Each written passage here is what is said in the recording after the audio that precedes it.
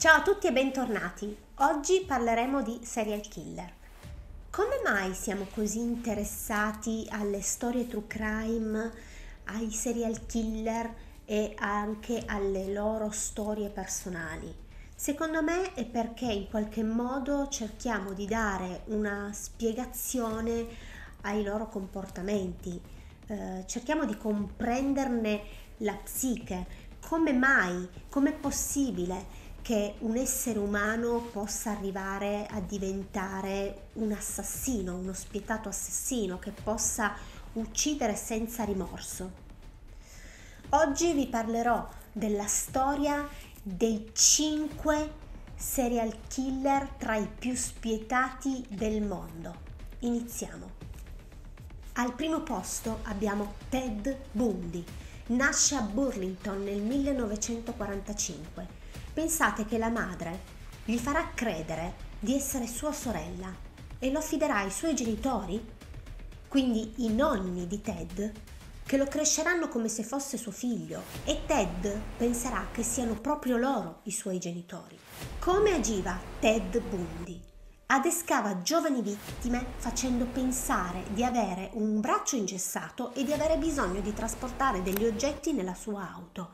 Una volta dentro la macchina, la vittima veniva picchiata, stuprata e uccisa, e non c'era modo che potesse scappare e nemmeno chiedere aiuto, perché non vi era né la manopola per tirare giù il finestrino né la maniglia per poter aprire la portiera, una vera trappola. Viene condannato alla sedia elettrica nel 1989, dove confesserà 30 omicidi. Su di lui verranno fatte serie TV, libri, film. Pensate che il giudice stesso che lo condannerà rimane molto colpito dalla sua intelligenza e dal suo fascino, e fa capire che è molto dispiaciuto del fatto che Ted si trovasse dalla parte sbagliata del tribunale, perché con le sue caratteristiche avrebbe potuto tranquillamente diventare un brillantissimo avvocato. Al secondo posto abbiamo Albert Fish, uno tra i più terrificanti serial killer della storia. Nasce a Washington nel 1870. Ha torturato e ucciso anche diversi bambini e pare che praticasse anche il cannibalismo. Albert Fish cresce in un orfanotrofio perché è stato abbandonato dalla mamma. Proprio qui nel tempo capisce che gli piace davvero il dolore fisico. Nel corso degli anni la mamma lo cerca, lo trova e lo riporterà a casa con lei per vivere insieme. Fish ebbe delle relazioni omosessuali soprattutto in carcere, quando venne arrestato per appropriazione indebita. Da giovane pare che praticasse la coprofagia e durante il fine settimana gli piaceva guardare i ragazzi nudi nei bagni pubblici. La prima aggressione avviene nel 1919, quando accoltella un uomo. Nel 1924 adesca una bambina di 4 anni. Confesserà con il tempo di aver adescato più di 400 bambini e di averli molestati e di averne uccisi più di 100. Soprattutto bambini afroamericani, ma la certezza degli omicidi purtroppo sarà solamente 3. Nel 1934 i genitori di una ragazza rapita da Fish ricevono una lettera anonima dove descrivono dettagliatamente alcuni suoi crimini. A questo punto la polizia comincia a sospettare di lui. Lo arresteranno. Nello stesso anno verrà condannato alla sedia elettrica e morirà 2 anni dopo. Al terzo posto abbiamo Jeffrey Dahmer, conosciuto come il mostro di Milwaukee. Nasce a West Allis nel 1960. Dahmer era un ragazzo molto chiuso. Già da giovane comincia ad interessarsi ai resti degli animali morti, che poi prende e seppellisce lui stesso nel bosco. Ma più avanti l'oggetto del suo desiderio diventano i cadaveri delle persone. Tra i suoi crimini si scopriranno violenza sessuale, cannibalismo, necrofilia e squartamento. Il suo primo omicidio avverrà nel 1978, poco dopo il divorzio dei suoi genitori, dal quale lui sembra essere rimasto abbastanza traumatizzato. La sua prima vittima è un autostoppista che Dahmer convincerà a seguirlo a casa sua. Avrà con lui un rapporto sessuale e subito dopo lo ucciderà soffocandolo. Dahmer si iscriverà all'università, ma dalla quale si ritirerà per scarsa frequenza. Si arruolerà anche nell'esercito americano con base in Germania, dal quale però verrà cacciato a causa del suo alcolismo. Da settembre del 1987 Dahmer continua con i suoi omicidi. Le sue vittime sono soprattutto dei ragazzi omosessuali adescati in alcuni locali, che verranno portati e poi uccisi nella cantina della nonna di Dahmer, che lo caccerà via per i continui rumori e per gli odori nauseanti che arrivano da questa. Una svolta avverrà quando un tredicenne riuscirà a sfuggire alla sua aggressione. Lo denuncerà e qui Dahmer verrà arrestato e sconterà 10 mesi in un ospedale psichiatrico, dove successivamente riuscirà poi ad ottenere la libertà condizionata. Nel 1991 un altro ragazzo riesce a sfuggirgli.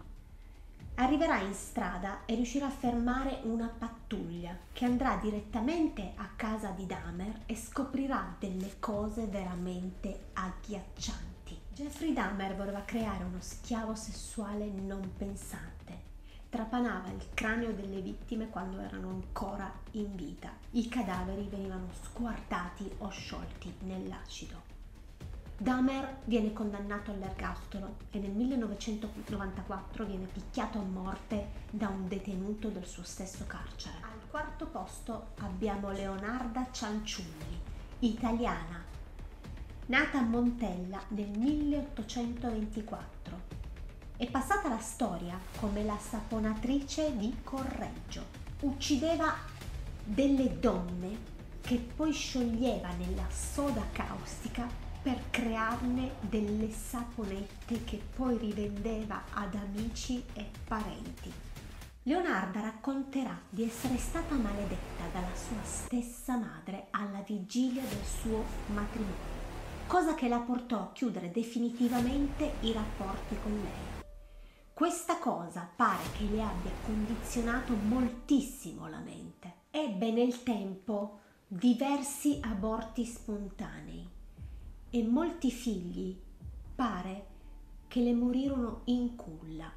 Sembrerebbe che solo dopo l'intervento di una strega del paese Leonarda riuscì a portare avanti una gravidanza. Dopo il matrimonio si trasferisce a Correggio, dove iniziano i suoi omicidi. Tutto questo perché è terrorizzata che suo figlio potesse essere chiamato al fronte dopo lo scoppio della Seconda Guerra Mondiale e decide di fare dei sacrifici umani. Sceglie 3 donne.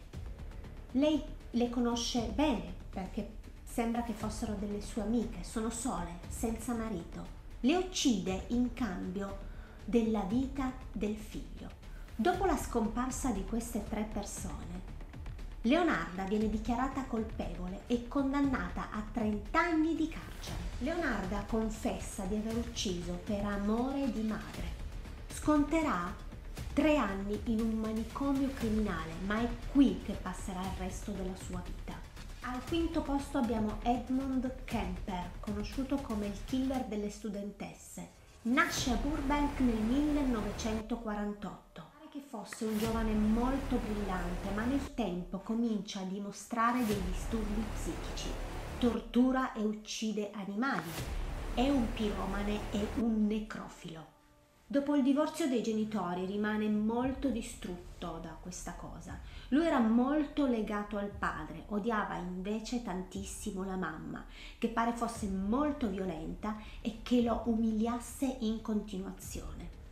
Edmund vive con la mamma, ma un giorno scappa di casa per raggiungere suo padre. Suo padre però nel frattempo si era risposato, si era rifatto una famiglia e non vuole avere niente a che fare con lui. A questo punto Edmund decide di andare a vivere con i suoi nonni, che purtroppo furono le sue prime vittime. Viene condannato a 15 anni ed internato in un ospedale psichiatrico.